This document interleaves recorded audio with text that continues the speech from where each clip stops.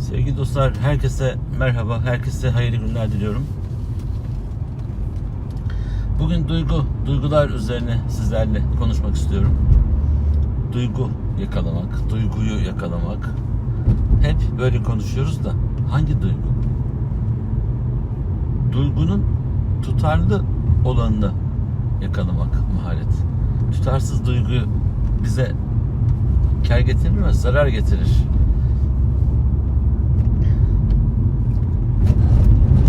Tutarlı duyguyu yakalamak maharet. Tutarsız olan her şey bize zarardan başka hiçbir şey getirmez. Öyleyse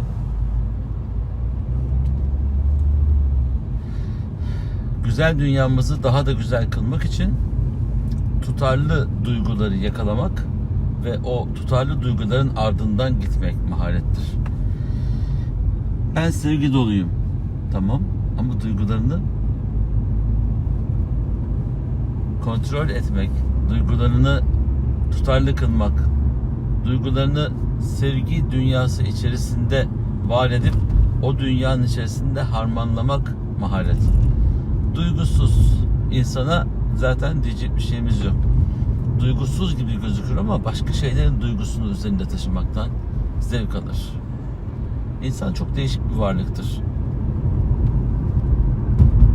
Duygularına hakim olamayan insanlar hayatta kaybetmeye mahkumdur.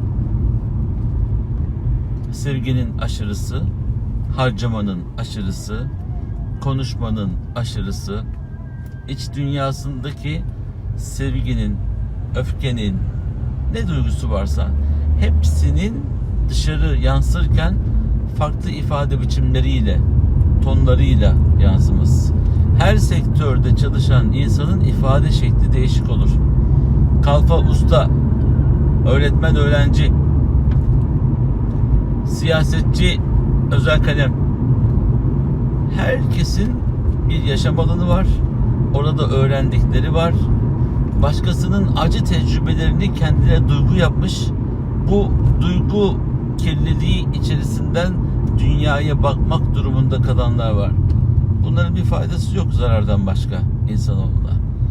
Zarardan başka faydası olmayan modelleri alıp çok düzgünmüş gibi kullanmaya çalıştığınızda kaybetmeye başlarsınız.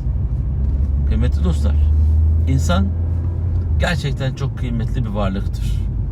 Ama yine kendi kıymetini kendi kendine bitirme, kendi kendini imha etme hususunda da çok maharetlidir. Yani bunu başarma hususunda da gerçekten kendi kendine ettiğini hiç kimse edemez. Duygu bir anda oluşmaz. Biriktirdiklerimizle olur. Ben bu duyguya vardım, ben bu kanaate vardım diye konuştuğumuz ifadeler de bunun içerisindedir. Peki biz bu konuşmaların içerisinde kendi iç dünyamızda bunu ne kadar tahlil edip ne kadar düzgünce değerlendirip hayatımızın geri kalan bölümünde bunu akıtıyoruz, yaşatıyoruz. Buna baktık mı? Hayır. Buna bakmadığımız sürece kaybetmeye mahkum oluyoruz. Bu kayıp da insanın bütün hayatını sarmalıyor, kuşatıyor ve bu kayıplarla beraber hayata bakış açımız başkalaşıyor. Peki kim yaptı bunu? Biz yaptık. Biz yapıyoruz. Başkalarını suçlamak gerçekten hassasiyetimiz olmuş. Nasıl? Annem bana böyle yapsaydı, babam bana böyle yapsaydı, öğretmenim böyle yapsaydı, kurumdakiler beni böyle yapsaydı. Yahu o kurumunda sana bu sıkıntıları çıkartan insanların tamamı aynı imtihanlardan geçerken onlara bu yanlışları yaptılar da onlar bunu öğrendiler, ezberlediler de bu yanlışı yapıyorlar. Başkalarının bize yaptığı yanlışlar, başkalarının bize affedersiniz attığı kazıklar bizim başkalarına bunları yapmamızı gerektirmez. Bilakis biz yapmayarak onların imtihanda kaldıkları o halden çıkıp başaranlar sınıfına geçme hususundaki kazancımız olabilir. Neden böyle bakmıyoruz? Niye böyle değerlendirmiyoruz? Bu dünyada bir iyi ben mi olacağım derseniz, işte şeytan da buna benzer ifade kullanmıştı.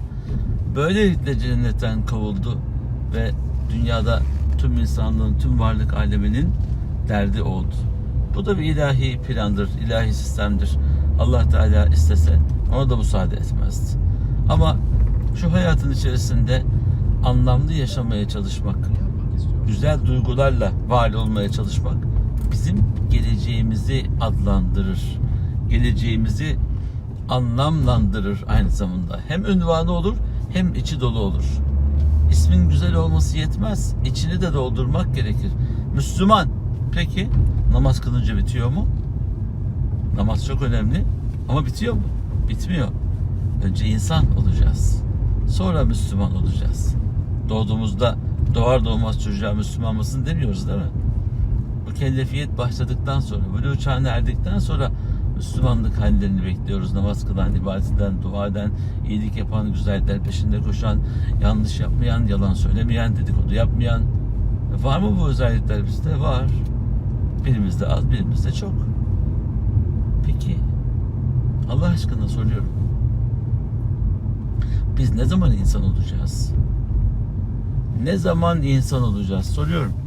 Kendime de soruyorum. Sizlere de soruyorum.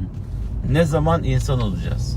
İnsan olmadığımız zaman yol alamadığımızı görmüyor muyuz? Allah Teala tüm insanlık alemine huzuruna geldiğinde soracak. Bu kötülüğü niye yaptın? Bu iyiliği niye yaptın? Bunları niye yapmadın? Ben sana bu imkanları verdim. Sen niye bunları yapmadın? Kıymetli dostlar, konumuz duygu. Ama duygu dünyamızı güzelleştirmek için duygusunu yeşerten, o tertemiz duygularını başkalarına aktarmak üzere hayatını planlayan insanlarla arkadaşlık yaparsak o bize yol aldırır. Tam tersi, arkadaşlık duygularını sadece çıkar üzerine, sadece menfaat üzerine, sadece kendinin kazandığı bir çıkar sisteminin üzerine kuranlarla arkadaşlık ederseniz dünyadan bıkarsınız, hayattan bıkarsınız ve çıkmak istiyorum bu alemin içinden deyip ölümü temenni edersiniz. Kim yaptı bunu? Allah Teala mı yaptı? Biz yaptık. Biz yapıyoruz. Sistemi, kuralı koyan muhteşem bir şekilde koymuş. Allah'a ne kadar hamd etsek, şükretsek azdır. Fakat devamını getirme hususunda bizim ihtiyarımıza, bizim seçme hürriyetimize bırakmıştır Allah Teala. Bize verilen bu nimetlerin tamamından hesaba çekileceksek, bu nimetlerin kadrini, kıymetini bilerek duygu dünyamızı köreltmeden, duygularımızı tertemiz tutarak insanlığın, önce kendimizin, ailemizin ve tüm insanlığın hayrına olacak güzel işleri duygu dünyamızda var etmeliyiz. Kötü duyguları üzerimizden çıkarmalıyız. Güzel duyguları içimize katmalıyız. Bunun için filanca okuldan, filanca üniversiteden mezun olmamıza gerek yok. İnsanlık üniversitesini okumadıktan sonra akademisyen olsak ne olacak ki? Profesör olsak ne olacak? Bir akademisyen kardeşiniz olarak söylüyorum. Ya da İstanbul'da 300 seneden beri yaşıyor olsanız ailenizle beraber, ifadeniz değişmediyse, nezaketin N harfi yoksa, duygunun D harfi yoksa, Allah aşkına soruyorum, sizin Müslümanlığınızdan ne hayır gelir? Yaşadığınız kent, yaşadığınız şehir, medeniyet sizi alıp içinde yoğurup şekillendirmediyse, o duygu dünyanızı güzelleştirmediyse, duygunuza duygu katmıyorsa, arkadaşlarınız size şekil veremiyorsa, evlendiğiniz kadın, evlendiğiniz adam, okuduğunuz okullar, kitaplar sizi şekillendiremiyorsa, sizi kim şekillendirebilir ki Allah aşkına? 40 yaşına, 50 yaşına, 60 yaşına gelmiş insanlar, gerçekten çok üzülüyorum. Hanımefendi, beyefendi fark etmiyor. Ağzından çıkan sözü sarf etmeden şöyle bir düşünüp duygu dünyasındaki süzgecinden geçirip ondan sonra konuşmayı adet haline getirsek hoş olmaz mı? İstirham ediyorum. Lütfen. Tabii kıskançlık, tabii korku, tabii geride kalma gibi böyle değersizleştireceğini düşündüğü haller onun o güzel olan duygu dünyasının kısmını da köreltip kapatıp köledip ağzından çıkacağı sözleri kontrol edemeyen, battıkça batan, yanlış konuştukça yanlışa dalan konuşmalarla mahvolup gidiyorlar. Gidiyoruz. Kıymetli dostlar, sözlerimize dikkat edelim. Sohbetimize dikkat edelim. Gönül dünyamızı besleyelim ki duygumuz güzelleşsin. Duygular güzel olmadıktan sonra duyumlar nasıl güzelleşsin? Bize gelen yanlış bilgi bizim içimizde temizlenip tertemiz çıkmalı. Bize gelen dedikodu çok güzel ifadeler şeklinde dışarı çıkmalı. Öğütücü olmalıyız ya. Ama neyi? Kötülüğü. İnsanı öğütmeyelim. Dünyadaki, özellikle ülkemizdeki en büyük sarfiyat insan sarfiyatıdır. Zaman değil, insan. Çok insan sarf ediyoruz. Bizden başka herkes kötü. Bir biz iyiyiz. Öyle bir dünya olur mu ya? Eğer böyle bir dünya varsa siz şeytansınız. Şeytan olmuşuz da farkında değiliz aziz dostlar. Lütfen. O da kendini herkesten ve her şeyden yukarıda görüyordu. Düşmeyelim bu duruma. Pek onun adını ağzıma almam. Ancak zamanla örnek vermek adına bazen konuşuyoruz. Kibir, duygu kirliliği, ifadenin bozukluğu, başkalarından yukarıda müstahni olma, daha zengin, daha gösterişli, daha olma duyguları bizi şeytanileştirmeye götürür. Yapmayın. İnsana yakışan tavazudur. Duygusunun güzelliği temizliğidir. İç dünyasının özelliğidir. Bize bunlar yakışır. Allah Teala bizde bunları görmek ister. Öyleyse dua edelim. Rabbim duygularımızı güzelleştirsin. Kötü duygularımızı bedenlerimizden dışarı çıkarıp alsın. Ve güzel duygulu kullarıyla, sevdikleriyle bizleri var eylesin. Şu dünya hayatını tertemiz duygularla yaşayıp huzuruna da tertemiz duygularla gelebilmeyi hepimize nasip eylesin.